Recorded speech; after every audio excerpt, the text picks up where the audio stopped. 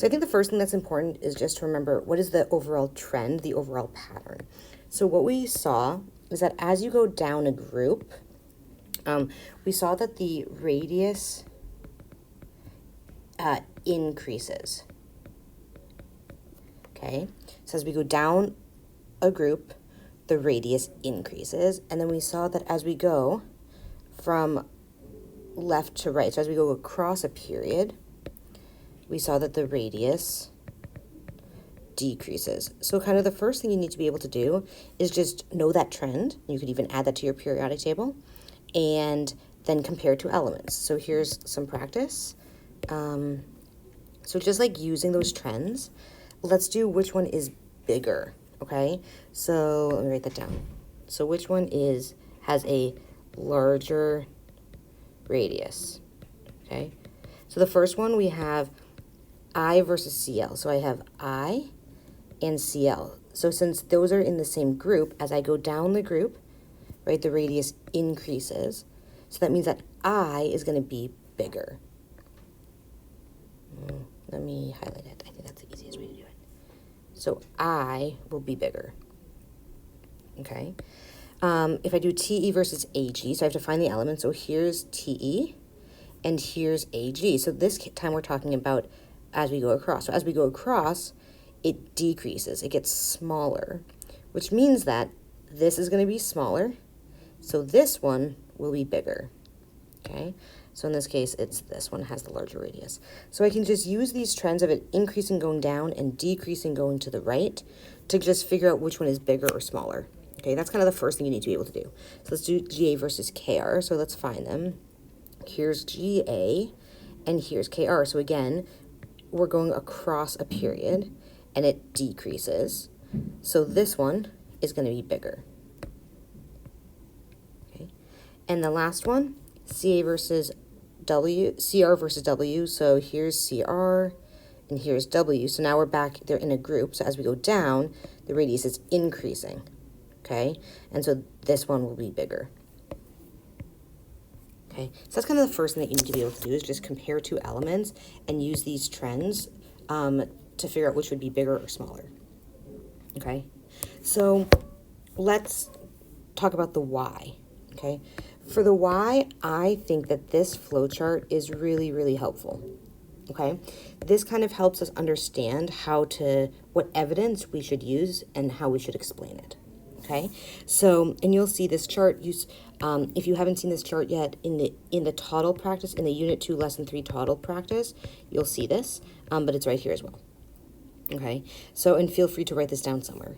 Okay, so if I'm comparing AL versus IN, right, so when comparing the atomic radius of two elements, the first thing I need to ask myself is, are they in the same group, or are they in the same period? And remember that groups go up and down, and periods go left and right. Okay, so AL and IN, if I find AL and IN, let me actually highlight them so I can go back to them. AL is right here. Oh, that seems to be big. Here's AL, and here's IN. Okay, and so because these are in the same column, I'm going to be here. Okay, I'm going to be here if the elements are in the same group. So the evidence I'm then going to use, right? The evidence I'm going to use is I'm going to compare their energy levels, okay? And this is kind of like thinking about an onion, right? So the more energy levels something has, 1, 2, 3, right? The more energy levels something has, right, the bigger it's going to be, just like an onion. So I like to think about an onion in this case. So let's look at AL and IN. So we get energy levels. The way we get energy levels is by looking at the period that an element is in, okay? The row. So AL is right here. So this is the first row, second row, third row. So AL's in the third row.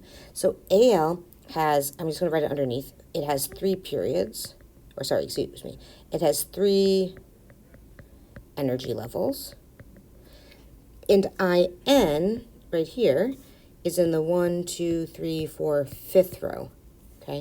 So it has 5 energy levels, right? And energy levels are those rings. It's those, okay? So if I look at this, I can see 5 energy levels is going to be a larger radius. 3 energy levels is going to be a smaller radius. Okay. So when we're looking at 2 elements that are in the same group, we have to use the energy levels as the evidence. You have to. Not the protons, not the valence electrons, not the number of electrons, okay? The energy levels. That is the evidence you are using, okay? Because that's really the big difference. And anytime something is in 2 different periods on the periodic table, honestly, even if you're comparing like something like that, right? This one's going to have way more energy levels than that one. So it's going to be automatically bigger, okay? So if they're in a different row, okay, you're always going to compare the energy levels. Okay, let's look at a different example, okay? Let's look at V versus Cu. I'm actually going to move these a little bit.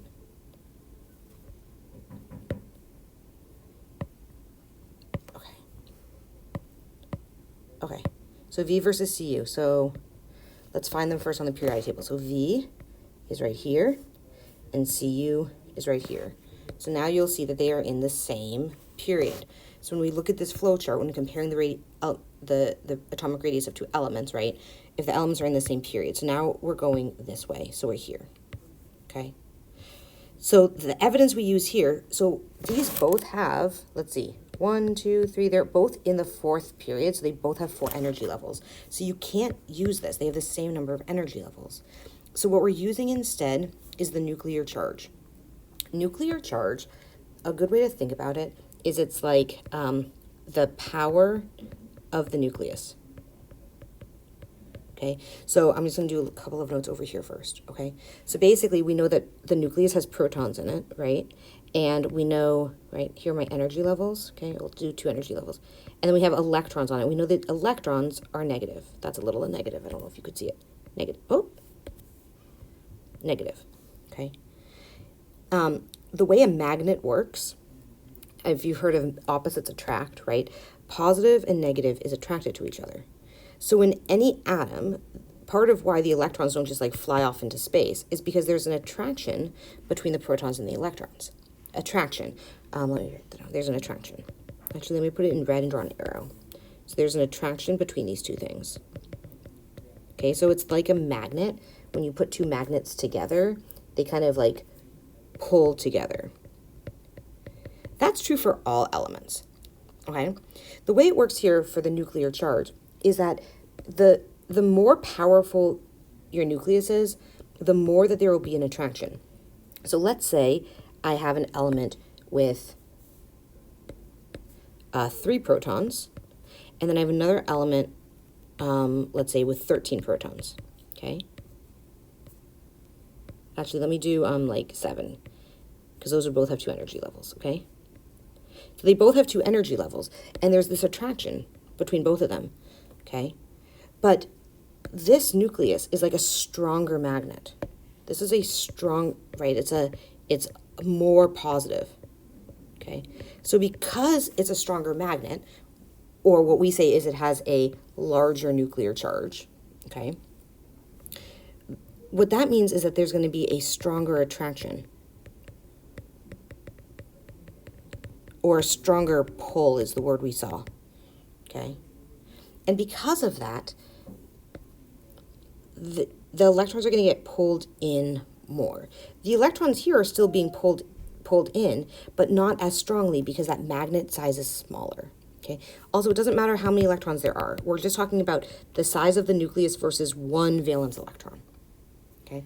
So if there's a strong pull, right, if this is my nucleus, it's going to the electrons in, and that's going to make the atom a smaller radius. And it's a little bit reverse of what you might think, right? Because we're thinking it's like a stronger pull, okay? That pulls the electrons in, and so that atom is getting smaller, okay?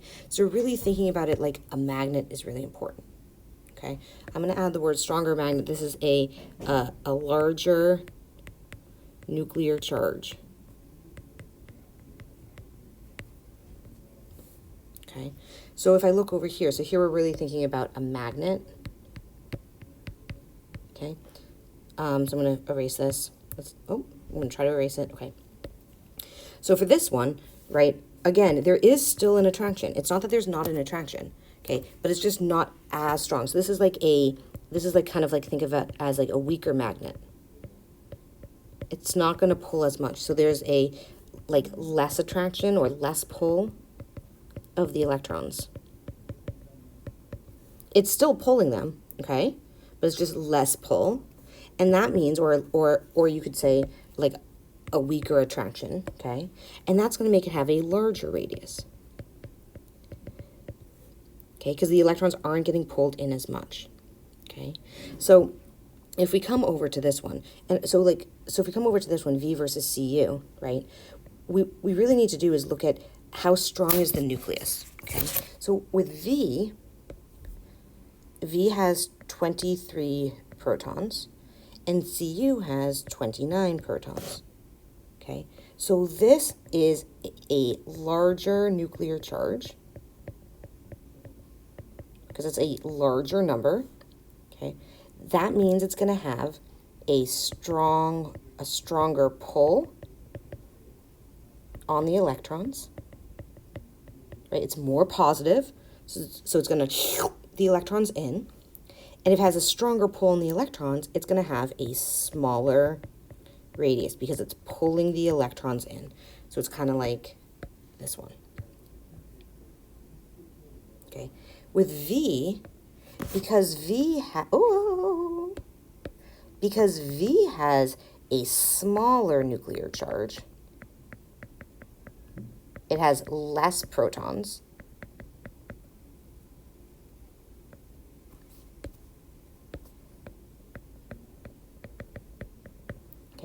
That means it's going to have a weaker pull on the electrons. It's still pulling the electrons because it's still positive is attracting those electrons because they're negative, okay? And so that means it's going to be larger because it's not pulling in the electrons as tightly, okay? So when we're looking at elements in the same period, we're thinking about the protons, the power of the nucleus, okay? And we do that by think like a magnet, okay? We only use protons, though, when they're in the same period. So if they're in different periods, we don't look at their protons, okay? We look at how many energy levels we have, because energy levels, this is going to be a bigger change than this. So this is kind of the more dramatic difference in size. But if they have the same number of energy levels, then you have to think about, okay, how is that positive nucleus going to pull in the electrons? Is it going to pull it in more, or is it going to pull it in a little bit less and make it bigger? Okay, so really thinking about the onion model, if they have different numbers of energy levels, and if they have the same number of energy levels, we're going to use the protons. Okay.